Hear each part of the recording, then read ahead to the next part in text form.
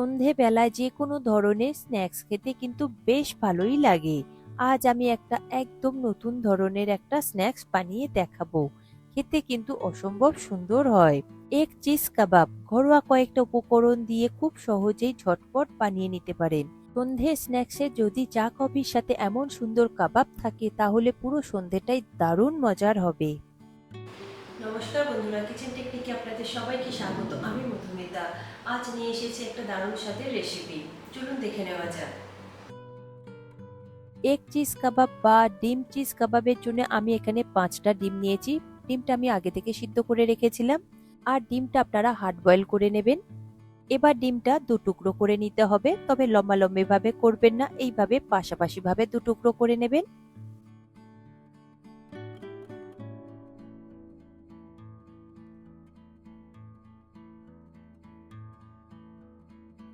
দেখুন ডিমগুলো আমি ঠিক এইভাবে দু টুকরো করে নিয়েছি। সমস্ত ডিম আমার কাটা হয়ে গিয়েছে। এরপর একটা বোল নেব। ওই বোলের মধ্যে এই ডিমের কুসুমগুলোকে রেখে দেব। তবে এই ডিমের কুসুমগুলোকে বাদ দিয়ে দেবেন না, আমি এটা পরে ব্যবহার করব, সেটা আমি আপনাদের দেখিয়ে দেব। তবে একটু সাবধানে কুসুমগুলোকে বের করে নেবেন। ডিমের যদি ওই সাদা অংশটা ফেটে যায় তাহলে কিন্তু আর কাবাবটা তৈরি করতে পারবেন না। দেখুন সমস্ত ডিমের কুসুম আমি ওই বোলের মধ্যে নিয়েছি। এরপরে এগুলোকে আমি এবার সরিয়ে রাখবো। দেখুন ডিমের সাদা অংশগুলো একটাও কিন্তু ফেটে যায়নি। আর দেখুন এগুলো ঠিক একটা বোলের মতো দেখতে লাগছে। এরপর নিয়েছি সিদ্ধ আলু। আমি একটা বড় সাইজের আলু আগে থেকে সিদ্ধ করে রেখেছিলাম। এরপর ওই সিদ্ধ আলুর মধ্যে দিয়ে দেব 3-4টে মতো কুসুম। এবার একটা ম্যাশারের সাহায্যে এটাকে খুব ভালো করে ম্যাশ করে নেব। খুব স্মুথ করে এটাকে ম্যাশ করতে হবে। তবে আপনারা চাইলে এটা হাত দিয়েও ভালো করে মেখে নিতে পারেন, এছাড়াও গ্রেটার দিয়ে গ্রেট করেও নিতে পারেন, তাতেও দেখবেন আলুটা খুব সুন্দরভাবে স্মুথ হবে। দেখুন আলু আর ডিমের কুসুমটা আমি খুব সুন্দর করে স্মুথ করে একদম ম্যাশ করে নিয়েছি। এরপর এর মধ্যে বাকি উপকরণগুলো দিয়ে দেব। নিয়েছি অর্ধেক ক্যাপসিকাম। আর ক্যাপসিকামটা দেখুন সরু সরু করে লম্বা লম্বা করে আমি কেটেছি। আর সমস্ত ভেজিটেবল আপনারা নিজেদের পছন্দ মতন শেপে করে নিতে পারেন। আর নিয়েছি একটা মিডিয়াম সাইজের পেঁয়াজ। পেঁয়াজটাকে খুবই ছোট ছোট করে কুচিয়ে নিয়েছি। আর ঝালের জন্য নিয়েছি দুটো কাঁচা লঙ্কা কুচিয়ে। তবে আপনারা যদি বেশি ঝাল পছন্দ করেন সেক্ষেত্রে ঝালের পরিমাণটা একটু বাড়িয়ে দেবেন। সঙ্গে নিয়েছি অল্প করে একটু ধনেপাতা কুচি। ধনেপাতা কুচি দিলে সুন্দর একটা ফ্লেভার আসে। এরপর দিয়ে দেব স্বাদ অনুযায়ী নুন। দেব 1 চা চামচ ভাজা জিরের গুঁড়ো। আর দেব 1 চা চামচ ধনে গুঁড়ো। সঙ্গে কালারের জন্য দিয়ে দেব 1 চা চামচ কাশ্মীরি লঙ্কার গুঁড়ো। কাশ্মীরি লঙ্কার গুঁড়ো না থাকলে আপনারা ঝাল লঙ্কার গুঁড়ো ব্যবহার করতে পারেন। আর দেব 1 চা চামচ আমচুর পাউডার। এটা দিলে বেশ চটপটি খেতে লাগে, একটু টকটক খেতে লাগে। সঙ্গে দিয়ে দেব 1 চা চামচ চিলি ফ্লেক্স। আর দেব হাফ চা চামচ গোলমরিচ গুঁড়ো। দেব হাফ চা চামচ গরম মশলা গুঁড়ো। এরপর সমস্ত উপকরণ খুব ভালো করে মেখে নিতে হবে। দেখুন আলুর সাথে সমস্ত উপকরণ খুব ভালো করে মেখে নিচ্ছে। তবে আমি যে কটা উপকরণ ব্যবহার করেছি সচরাচর আমাদের ঘরে এগুলো থাকে। দেখুন আলুটা মাখা হয়ে গিয়েছে, এটাকে এবার আমি সরিয়ে রাখবো। এরপর নিয়েছি গ্রিন চাটনি। আমি এখানে ধনেপাতা, পুদিনা পাতা, কাঁচা লঙ্কা আর লেবুর রস দিয়ে খুব সুন্দরভাবে গ্রিন চাটনিটা তৈরি করে নিয়েছিলাম। এরপর এর সঙ্গে দিয়ে দেব 2 টেবিল চামচ মেয়োনিজ। মেয়োনিজের সাথে গ্রিন চাটনিটাকে খুব ভালো করে মিশিয়ে নিতে হবে, তবে এখানে কোনো রকম জলের ব্যবহার করবেন না। দেখুন খুব ভালো করে মিশানো হয়ে গিয়েছে। এটা কখন ব্যবহার করতে হবে সেটা আমি আপনাদের দেখিয়ে দেব। এরপর ওই আলু মাখাটা নিতে হবে। আলু মাখা থেকে অল্প অল্প করে আলু নিয়ে ছোট ছোট বলের মতো তৈরি করতে হবে। যদি এটা তৈরি করতে আপনাদের হাতে লেগে যায় তাহলে হাতে অল্প করে একটু তেল লাগিয়ে নেবেন। যেহেতু এটা নতুন আলু রয়েছে তাই হাতে একটু লেগে যায়। দেখুন ছোট ছোট বলের আকারে আমি তৈরি করে নিয়েছি। সমস্ত বল আমার তৈরি হয়ে গিয়েছে। আমি এখানে 10টা তৈরি করে নিয়েছি, যেহেতু ডিমের টুকরো 10টা রয়েছে। এরপর এগুলোকে কাবাব শেপে তৈরি করে নেব। প্রথমে একটা ডিমের টুকরো নেবেন। নেওয়ার পরে হাতে এইভাবে নেবেন, তারপরে ওই গ্রিন চাটনিটা দিয়ে দেবেন। অল্প করে দেবেন, খুব বেশি দেবেন না। দেখুন গ্রিন চাটনি আমি কিন্তু একদম ভর্তি করে দিইনি, অল্প করেই দিয়েছি। এবার দিয়ে দেব চিজ। চিজ আপনারা যে কোনো চিজ ব্যবহার করতে পারেন, আমি এখানে মোজারেলা চিজ ব্যবহার করেছি। চিজ দেওয়া হয়ে গেলে এরপর ওই আলুটাকে দিয়ে দেবেন উপর থেকে। উপর থেকে একটু হালকা করে একটু চেপে দেবেন, দেখবেন খুব সুন্দরভাবে আটকে যাবে।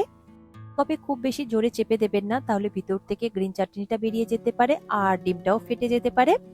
এরপরে উপর থেকে একটা টুথপিক আমি দিয়েছি, তবে আপনাদের কাছে টুথপিক যদি না থাকে চিংড়ির যে বড় কাঠিগুলো হয় সেই কাঠিগুলো আপনারা ব্যবহার করতে পারেন। দেখুন একটা কাবাব আমার তৈরি হয়ে গিয়েছে, আরো একটা বানিয়ে আমি আপনাদের দেখিয়ে দেব। প্রথমে একটা ওই ডিম নেবেন, ডিমের মধ্যে অল্প করে একটু গ্রিন চাটনি দেবেন, তারপরে দিয়ে দেবেন অল্প করে একটু চিজ, দেওয়ার পরে ওই আলুর একটা টুকরো এর মধ্যে দিয়ে দেবেন, হালকা করে একটু চেপে বসিয়ে দেবেন, তারপর উপর থেকে এই একটা কাঠি গেঁথে দেবেন। দেওয়ার পরে দেখুন রেডি হয়ে গেল আরো একটা কাবাব। একই রকম পদ্ধতিতে আপনারা বাকিগুলো তৈরি করে নেবেন। দেখুন আমি সমস্ত কাবাব তৈরি করে নিয়েছি, কাবাবগুলোকে আমি এবার সরিয়ে রাখবো। এরপরে নিয়েছি দেখুন ব্রেড ক্রাম্পস, একটা প্লেটের মধ্যে আমি প্রয়োজন মতো ব্রেড ক্রাম্পস নিয়ে নিয়েছি। ব্রেড ক্রাম্পসে কিছু মেশানোর প্রয়োজন নেই।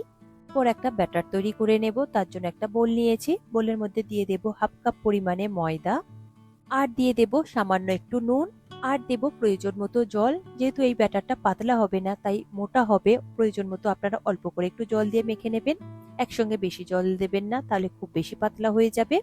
দেখুন আমি দুবারে অল্প অল্প করে জল দিয়ে খুব সুন্দর একটা ব্যাটার তৈরি করে নিয়েছি। আর এই ব্যাটারটা সবসময় আপনারা একটু মোটা করেই তৈরি করবেন। দেখুন ময়দার ব্যাটারটা আমার তৈরি হয়ে গিয়েছে, ঠিক এই রকম একটু মোটা করে তৈরি করে নেবেন। এরপর কাবাবগুলোকে ফাইনালি রেডি করে নেব। দেখুন সমস্ত কিছু আমি একসঙ্গে নিয়ে নিয়েছি। এরপরে এই যে ডিমের যে কাবাবটা রয়েছে সেটাকে প্রথমে আপনারা এই ময়দার ব্যাটারের মধ্যে ডুবিয়ে নেবেন, তবে একটু সাবধানে করবেন, তা না হলে কিন্তু আলুটা খুলে যেতে পারে। দেখুন কাঠিটাকে আমি এক হাত দিয়ে ধরেছি, আর একটা চামচ দিয়ে এই ব্যাটারটাকে দিয়ে খুব ভালো করে ব্যাটারের কোট করে নেব।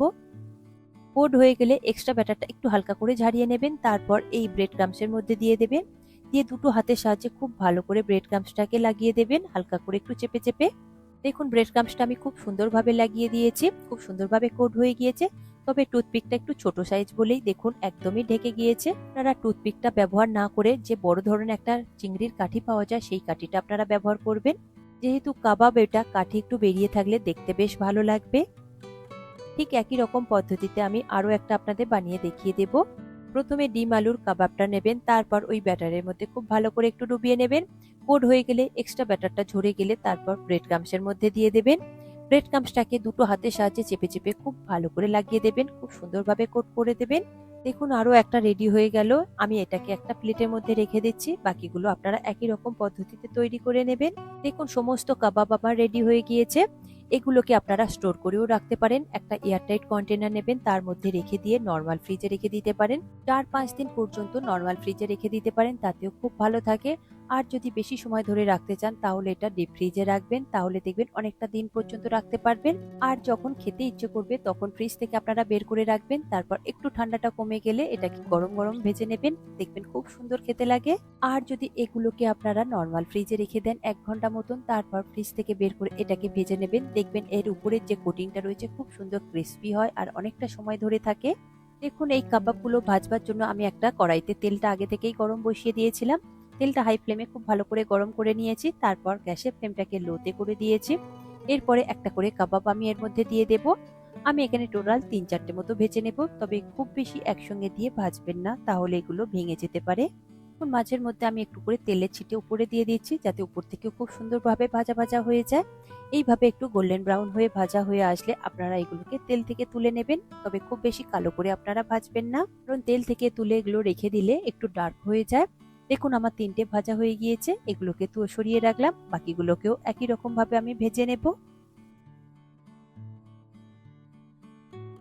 দেখুন ঘুরিয়ে ফিরিয়ে বেশ গোল্ডেন ব্রাউন করে আমি ভেজে নিয়েছি, এগুলোকে এবার আমি তেল থেকে তুলে নেব, নিয়ে একটা প্লেটের মধ্যে রেখে দেব। দেখুন সমস্ত এগ চিজ কাবাব ভাজা হয়ে গিয়েছে, একদম আমি রেডি করে নিয়েছি একটা প্লেটের মধ্যে, দেখুন খুব সুন্দরভাবে সার্ভ করে নিয়েছি। আর উপর থেকে অল্প করে একটু বিট লবণ ছড়িয়ে দিয়েছি, তাতে আমি দেখুন একটু শসা আর পেঁয়াজ রেখেছি স্যালাড হিসাবে, আর সঙ্গে রেখেছি একটু টমেটো কেচাপ, আর রেখেছি গ্রিন চাটনি।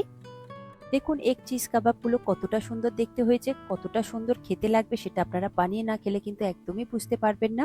ভেঙে আমি আপনাদের দেখিয়ে দেব যে ভিতর থেকে চিজটা কত সুন্দরভাবে মেল্ট হয়ে গিয়েছে, কত সুন্দর দেখতে লাগছে।